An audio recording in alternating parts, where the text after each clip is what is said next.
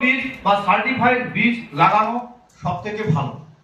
আমাদের কোচবিহার কৃষি বিজ্ঞান কেন্দ্রে এই আমন ধানের সময় আমরা ওই সার্টিফাইড বীজ বা সংশোধিত বীজ বিক্রি করে থাকি, যেগুলো উচ্চ ফলনশীল, রোগ কম হয়, পোকা কম হয় এবং ফলন বাড়ে। এছাড়াও আপনাদের জ্ঞাতার্থে মানে আপনাদের জানানোর জন্য বলি, একটা জিনিস মনে রাখবেন, একটা জিনিস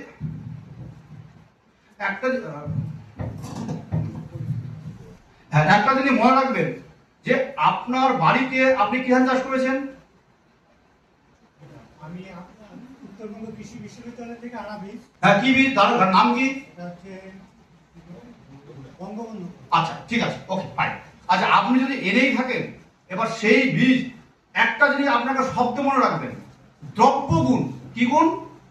দ্রব্য গুণ। যেমন চোত্রার পাতা আপনার গায়ে লাগালে চুলকাবেই, ঠিক কাটা যদি হাতে ফোটে বা গায়ে ফোটে ব্যথা করবেই, নিম পাতা মুখে দিলে তেতো লাগবেই। তাহলে এটার নাম কি? দ্রব্য গুণ। এবার দ্রব্য গুণ কেন বলছি তার উদাহরণ পরে বলছি ঘটনাটা, যে আপনার বাড়িতে যে ধানের বীজ আছে, ঠিক আছে, হাইব্রিড বা সংকর জাত বাদ দিয়ে, আবার বলছি হাইব্রিড বা সংকর জাত বাদ দিয়ে যে কোনো বীজ আপনি বাড়িতে 5 থেকে 7 বছর এমনকি 10 বছর পর্যন্ত রাখতে পারেন, ফলন কোনোভাবেই কমবে না। এবার আপনি কিভাবে বাঁচবেন? ধরেন যদি বীজ পড়াশোনা যায় তাহলে অনেকগুলো কথা বলতে হবে, আমি একটু ছোট করে বলছি। ধরুন আপনি বাড়িতে যে ধান চাষ করেছিলেন সেখান থেকে আপনি 1 মণ ধান রেখেছেন। কয় মণ ধান? 1 মণ ধান। এবার আপনি কি করে বুঝবেন যে কোন বীজ থেকে শীষ বড় বড় হবে, বেশি করে পাশকাঠি হবে এবং ফলন বাড়বে? আপনি কিভাবে পরীক্ষা করবেন? পদ্ধতি কি? আপনি গামলার মধ্যে জল নেবেন, কলের জল নেবেন, কলের জল নিয়ে ওখানে 1 লিটার জলে প্রায় 200 গ্রামের কাছাকাছি লবণ, সাধারণ লবণ যেটা আছে, ঠিক আছে, এই লবণটা ওই জলের মধ্যে গুলে দেবেন।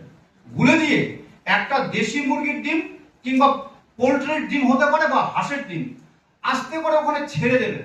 যদি ডিম ভালো ডিম, কিন্তু পচা ডিম নয়, পচা ডিম জলের মধ্যে ভেসে ওঠে আর ভালো ডিম জলের মধ্যে ডুবে যায়। এবার ওই একটা ভালো ডিম আস্তে করে জলে ছেড়ে দেবেন। যদি ডিমের মাথাটা অল্প অল্প দেখা যায়, একটু দেখা যাচ্ছে, সামান্য একটু ডিম উঠছে, মানে ভাসছে ডুবছে, ভাসছে ডুবছে, খালি কোন রকম দেখা গেল, তাহলে এটা চিকন ধান। যেগুলো কি ধান? চিকন ধান, মানে সরু ধান। যেমন ধারা যেটা ভোগ ধান করে চিকন সরু হয়, সরু চাল যেগুলো আছে, সরু চালের ধানের জন্য ডিমের এই অবস্থা।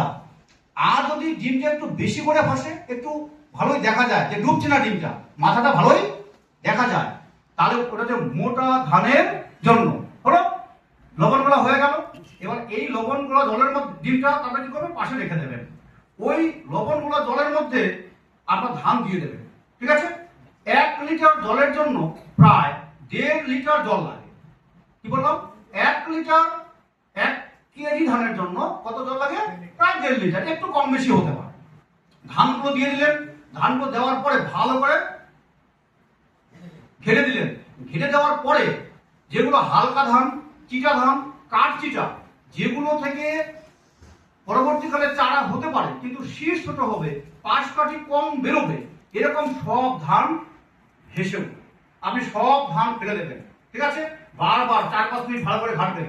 যত ধান ভেসে উঠবে আপনি একটা ধান ওই বীজের জন্য জমিতে ফেলবেন না, হলো।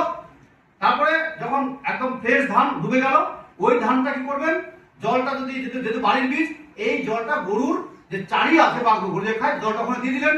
এই ধানটাকে কমপক্ষে 5 থেকে 7 বার ভালো করে জল দিয়ে ধুয়ে নেবেন একদম। তারপরে মুখে দেবেন, যদি নোনতা লাগে তাহলে ধানটাকে আবার ধুয়ে দিলেন।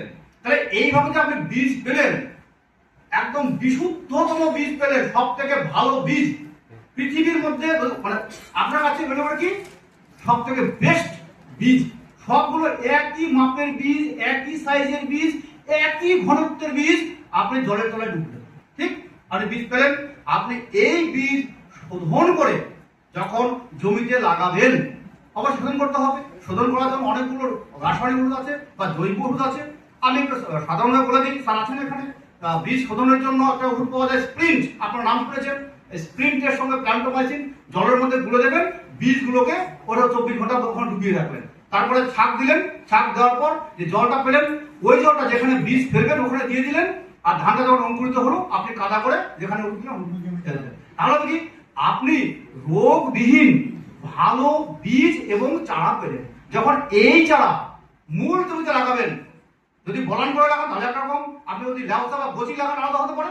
ঠিক, এবার ধানের চারার বয়স যত কম হবে, কি বললাম, ধানের চারার বয়স যত কম হবে এই অবস্থায় যখন আপনি লাগাবেন তখন ফলন তত বেশি হবে।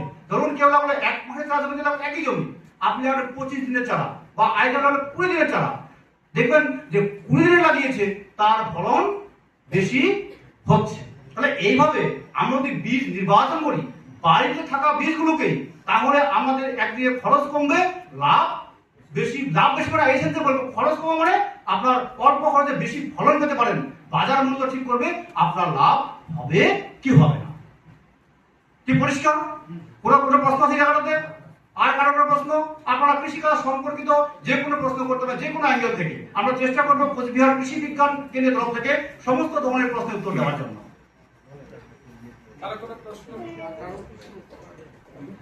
মিঠুন বলো, প্রশ্ন আছে আলু নিয়ে? মিঠুন নেই, বলো।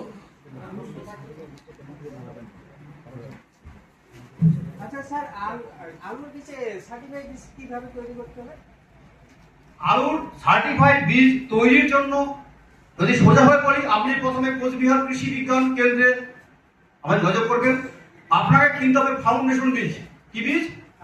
ফাউন্ডেশন বীজ। এই ফাউন্ডেশন বীজ থেকে আপনি সার্টিফাইড বীজ তৈরি করতে পারেন নিজের জন্য। ব্যবসা যদি করতে চান আলাদা প্রসেস, সিড লাইসেন্স লাগবে, আপনার প্রোডাকশন লাইসেন্স লাগবে, সব আলাদা। কিন্তু আপনি বাড়িতে ব্যবহার করার জন্য আপনি ফাউন্ডেশন বীজ থেকে সার্টিফাইড আগে বীজ তৈরি করলেন, ওই সার্টিফাইড বীজ আপনি আপনার নিজের জমিতে পরবর্তীকালে লাগাতে পারবেন। অথবা উত্তরবঙ্গ কৃষি বিশ্ববিদ্যালয় স্বয়ং নিজে আলুর সার্টিফাইড বীজ বিক্রি করেন, আপনি সেখান থেকেও কিনে নিতে পারেন। তবে সব থেকে এটাই ভালো হবে যদি আপনি বীজ উৎপাদন নিজে করতে পারেন নিজের জন্য, সেটা আপনার তথা পরিবারের তথা পাড়া তথা দেশের জন্য সব থেকে ভালো।